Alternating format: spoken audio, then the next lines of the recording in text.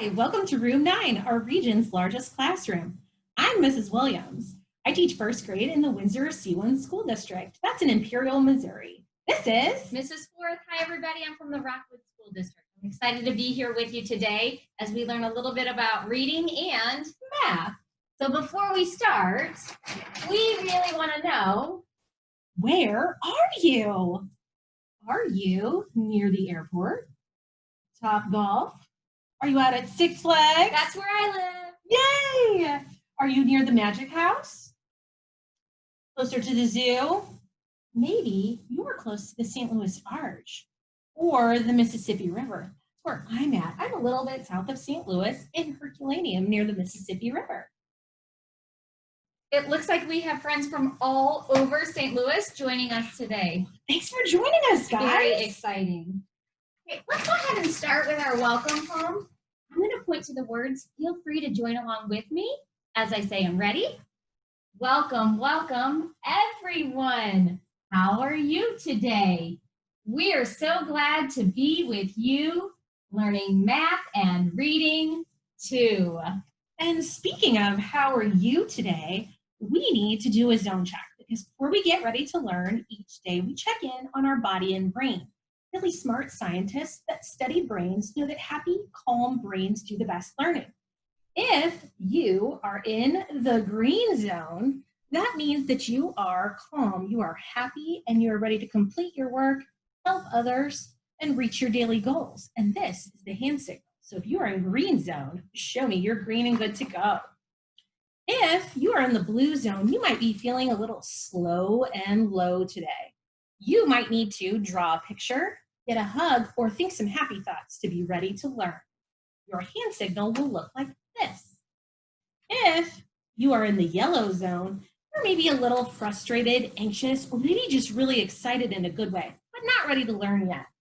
So you need to take some deep breaths, get a hug, or talk to an adult that can help you be ready.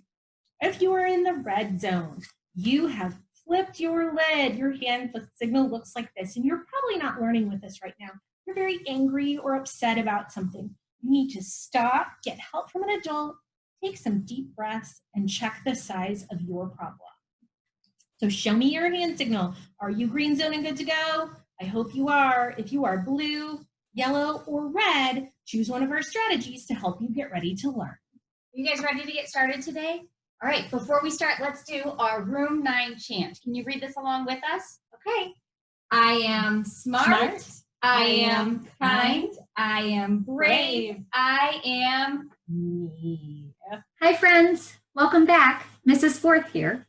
Yesterday, if you were with me, we talked about how to be an effective communicator.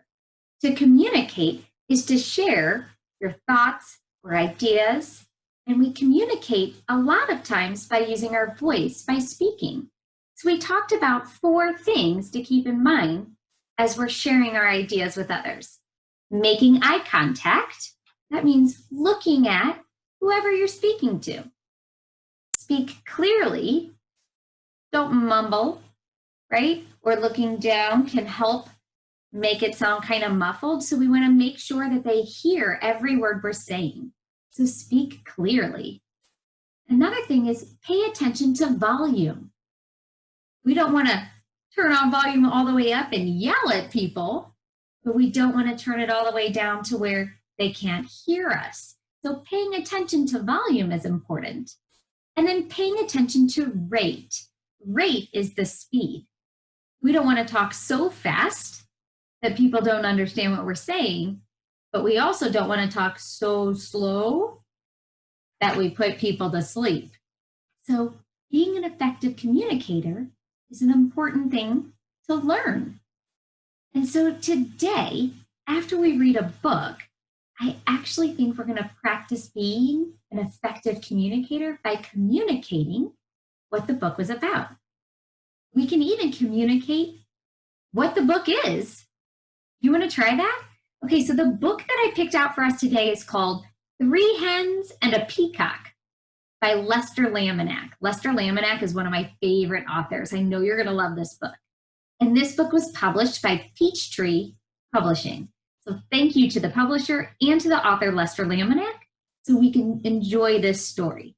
Okay, so 3 Hens and a Peacock by Lester Laminack. Let's practice communicating the title and the author of this book together. You want to watch me try it first? Okay. Today, we're going to read 3 Hens and a Peacock by Lester Laminack. Did you notice how I made eye contact with you? I spoke clearly so you could understand what I was saying. I was paying attention to how loud I was and making sure that I said the words at the right speed. I want you to try it. I'm going to hold up the book. You get to pretend you're Mrs. Forth right now. And I want you to hold up your imaginary book. And I want you to say, today we're going to read 3 Hens and a Peacock by Lester Laminack. Are you ready? Okay.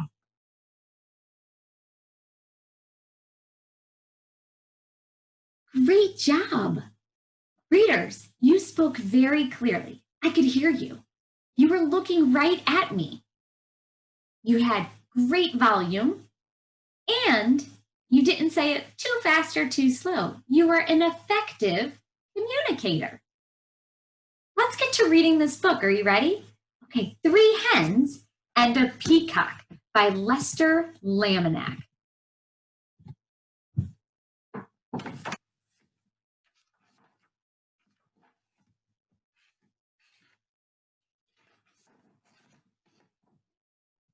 Things were quiet on Tucker's farm. The cows chewed their cud. Cud is actually chewed up grass. Yeah. The hens clucked and pecked and laid their eggs. The old hound stretched out on the porch, watching and listening. Once in a while, someone would stop to buy tomatoes or corn, perhaps a quart of milk. Nothing unusual happened here until, I wonder what's in the box.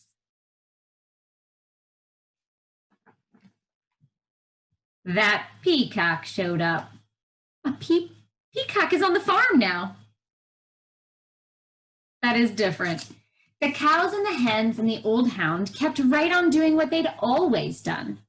But that peacock had never lived on a farm. He had no idea what to do.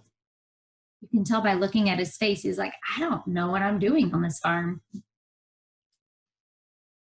So he spread his fancy feathers and set to shrieking. He did what he knows best with his beautiful feathers. Eventually, the peacock wandered down the road. When cars whizzed by, he shook his feathers and cried out in his loudest voice. Of course, folks stopped for a closer look. Folks, it's another word for people. Would you stop if you saw a peacock on the side of the street? Yeah, I definitely would too. For sure, peacocks are not something that I see often. Do you? No. Day after day, more folks stopped to admire the peacock, and they all bought tomatoes and corn, eggs and milk. Business on the Tucker's farm was booming. Everyone seemed happy to have visitors stopping by. Are you noticing something? Do those look like happy? No, I'm going to go back and reread this page. Everyone seemed happy to have visitors stopping by. But trouble was brewing in the hen house. The hens were squawking and clucking and flapping their wings. We do all the work around here, and I'd like to see that peacock lay one single egg. Exactly. He just struts around screaming. I suppose fancy feathers are more important than laying eggs. That lazy peacock gets all the attention, and we do all the work. Listen to those hens complain. And oh no, the peacock heard what they were saying. How do you think the peacock is feeling? Definitely, my feelings would be hurt too. Sad, upset. The peacock had heard every word. For days he moped about, moaning and groaning. I wish I could be more useful around here. Clucked one hen. The others ruffled their feathers. The old hound stretched and slowly raised his head. Why not let the peacock stay here to be useful while you hens take the glamorous job down the road? So the dog is suggesting maybe they switch spots, trade places. The three hens began clucking to one another. What a wonderful plan! Yes, it's a fabulous idea. Oh, ladies, we simply must fancy up our feathers tonight, and nothing but our brightest beads, bangles, and bows. We'll stop traffic for sure. Why, you girls know I can strut with the best of them. The peacock perked up. Let's do it, he declared. Tomorrow I'll stay here, sit on a nest, and cluck. And we'll get all gussied up, said the hens. We'll be so glamorous. I mean, they are so excited. Oh, look at them. They are all gussied up. Look at all the jewelry they put on, the bows. At sunrise the next morning, the hens strutted down to the road. The peacock marched right to the hen house and poked his head inside. The hens flocked by the road waiting for a car.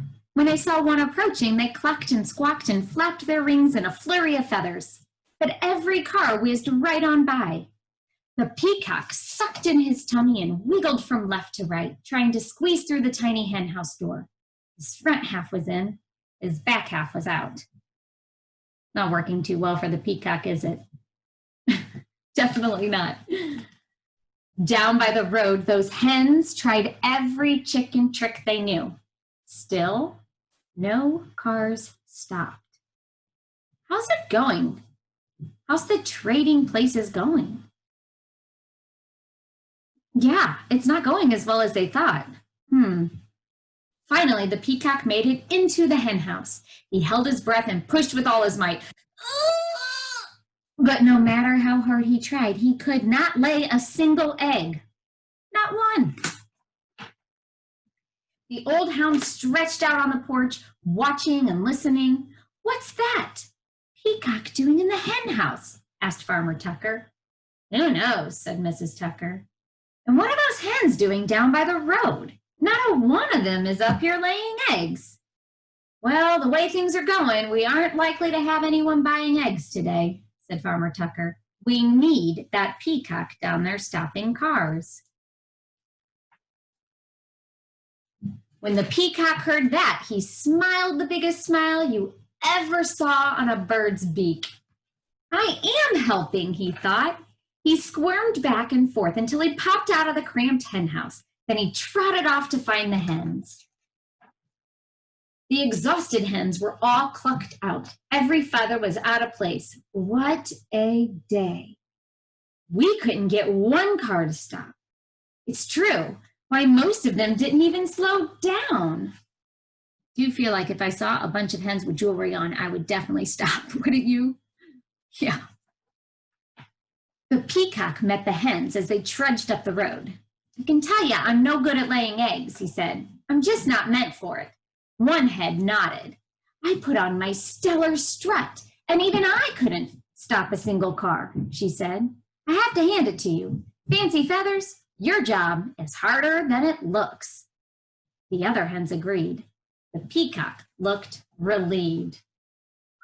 Whew, relieved. He didn't want to be laying eggs because he can't lay eggs. So the hens marched back to the hen house. The peacock strutted down to the road. The old hound stretched out on the porch, watching and listening, and things were quiet again on the Tuckers' farm. I just love that book, don't you? So let's retell what happened in the story. And as we retell, let's practice being an effective communicator, okay? So let's think. Who are the characters in the story? 3 hens, the peacock, and the dog. Okay, so at first, the hens were jealous of the attention that the peacock was going. Can you say that again? Oh, I love how you looked right at me when you said that. Okay. So the dog told them to trade places. Great. Say it a little bit louder next time so I can hear you. They traded places and found out that they were good at their own jobs. Your turn. Yeah. Slow it down a little bit. Great. Good, I can hear you. Okay. In the end, they realized they were perfect for who they are. Great. You guys retold the story and really thought about how to communicate what happened in the story effectively. Great job. I want you to remember this stuff when you head over to Mrs. Williams. Communicate all about math effectively too. Off you go. I can't wait to see you again. Hi guys! Must be time for us to get growing our math brains, huh? Well, before we get started learning together each day, we do a little bit of counting to get our brains warmed up. Let's go ahead and count by twos today. We're going to be counting to 20, and let's see how we're doing it. We are doing the wave all the way to 20 by twos. Get your waving hands ready. Here we go. 2, 4, 6, 8, 10, 12, 14, 16, 18, 20. Nice counting, guys. All right, well, during today's lesson, we are going to be focusing on adding and subtracting within 20. Everybody say, I can add and subtract within 20. All right, so for today's lesson, we are going to be raking leaves with our brother. So I have a tally board here for you and your brother, because for each bag of leaves you rake, your neighbors are going to pay you $1. And we've got quite a few yards to get raking in, so let's see how it goes. Let's just say that you guys raked 4 total bags of leaves at the first house.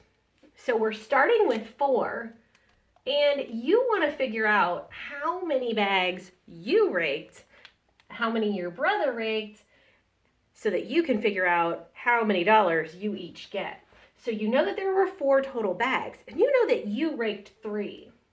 So are we adding on or are we taking away? If we're trying to find the missing part, which is your brother's part, we need to take away. So if we have 4 and we take 3 away, how many did your brother do? So there are 4 total bags, and you know you did 3. So we have to count back. Now, if you can't do the mental math on this one, it's okay. But if you can, you could go ahead and put 4 in your head and count back 3. If not, let's use our number line. So starting on 4, we say start. 1, 2, 3. So how many were left when we took your 3 away? Yeah, it was just 1. So your brother's part was 1 and your part was 3. So how many dollars did you earn? Yes, you earned 3. And we're going to use tallies today to keep track of this. Do you know why we might use tallies? Well, tallies make groups of 5. Do we have a group of 5 yet? Nope, not yet. And your brother had how many? 1. But putting them in groups of 5 will help us to count up and understand how many dollars each you and your brother get, because your brother's going to be pretty upset if he doesn't get his part, and of course you want to get the money that you earned. So let's go ahead and take a look at the next one that we raked. This time you guys raked 6 total bags. So what's the number that we're starting with? Yep, we started with 6 bags. That's our whole number. And your brother raked 2 bags. So if we take away the part that your brother raked, that will leave us with how many bags you filled. I'll give you a second to figure it out. Try the mental math, but if you can't, it's okay. You can use our number line.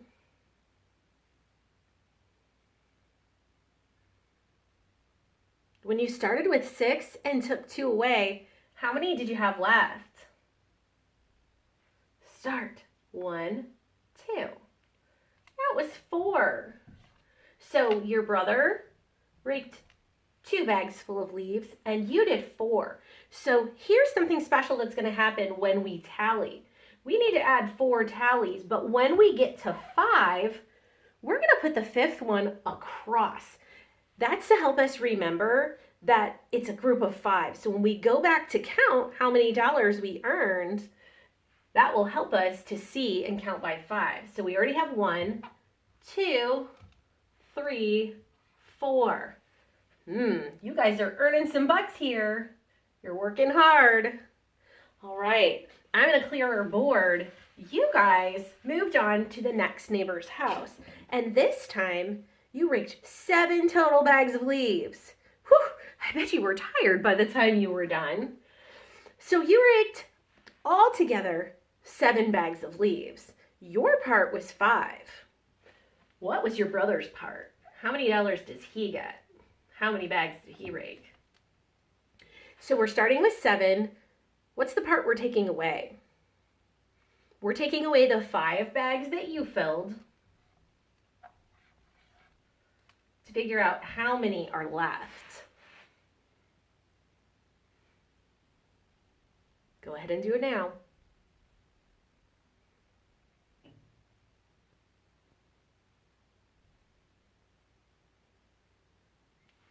Start. 1, 2, 3, 4, 5. All right. Your part was 5. We need to add that to your tally. 1, 2. Oh, look, we're ready for another group of 5. 3, 4, 5. How many groups of 5 do you already have? You have 2 groups of 5 already.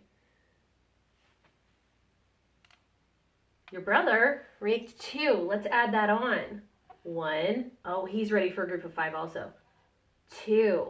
So you have 2 groups of 5 and 2 ones, and he has 1 group of 5. We could very quickly count up and see how much we've got so far. 5, 10, 11, 12. So far, you've raked 12 bags of leaves and you have $12 earned. Your brother so far has 5. It's pretty easy to see how much you each have when we organize them into groups of 5, isn't it? That's helpful, and we know counting by 5s is pretty speedy quick. All right, you've got 2 more lawns to take care of. The next one is 8 full bags of leaves. Wow, they must have a lot of trees. So you raked 8 bags. Your brother only raked 2 of them. He got distracted and started jumping in the leaf piles. So let's take his part out to find out how many dollars you earned. Go ahead and try it.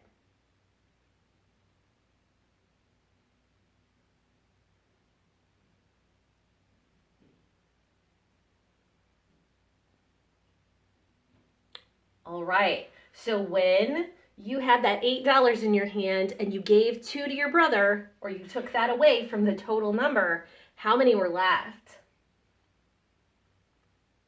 Did you hop back 2 in your head? Did you start at 8 and count back 2? Or did you use the number line? Both strategies work great. Start. 1, 2. Did you say 8 minus 2 is 6? You added $6 to your tally. 1, 2, 3, 4, 5, 6. Oh my! Let's make sure that we give your brother his $2. All right, it's time for the last yard. You guys are exhausted. You are ready for some iced tea or a big glass of cold water and to relax because you've been working hard today. You boys raked 11 whole bags of leaves. You did 10 of the bags because your brother was just getting super tired. Now, this makes me think of our 10 frame because I know that 11 is bigger than 10. And rather than do the hops back on my number line, my brain starts to think, well, if I have a whole group of 10, how many more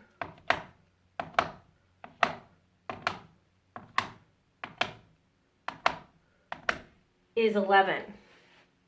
It it's just one more, right? I have 10, 11 is only one more. So if I take that one that my brother did away,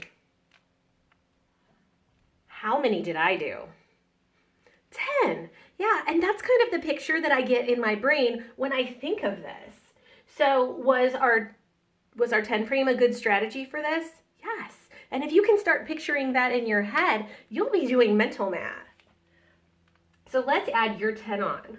1, 2, 3, 3, 4, 5, 6, 7, 8, 9, 10. Oh my goodness.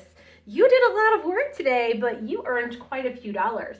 So now let's use our counting on by fives to help us out. 5, 10, 15, 20, 25, 26, 27, 28. So you had 25 in fives plus 3 more gave you 28. So you earned $28. Your brother has 5 plus how many more? 1, 2, 3. So 5 plus 3 more gives him how many? Start. 8. So you earned $28 and your brother earned 8. You know, we could figure out how many more dollars you earned than he did. We said that you earned $28 and your brother earned 8. How could we figure out the difference?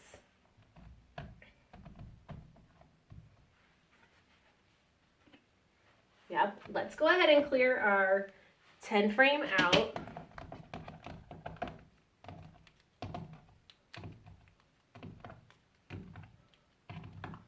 We could actually just take 8 away from your tally. So if we start with 28 and take 8 away, so we know 5 is here and 1, 2, 3 more makes 8. How many more dollars did you earn than your brother? Count by fives. 5, 10, 15, 20. So you earned $28 and your brother earned 8, and you earned $20 more than he did.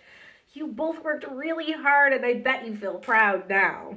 Well, that's about all the time we have to learn together today. So I want you to remember to take your Room 9 rules with you. Rule 1 is be safe. Keep your hands, your feet, and your things to yourself. Rule 2, be responsible. Do your chores and your schoolwork with no arguing. Rule number 3, be respectful. Use nice words and a nice voice. And rule 4, make yourself proud. Hope that you have a fantastic day, and I'll be learning with you again soon. Bye.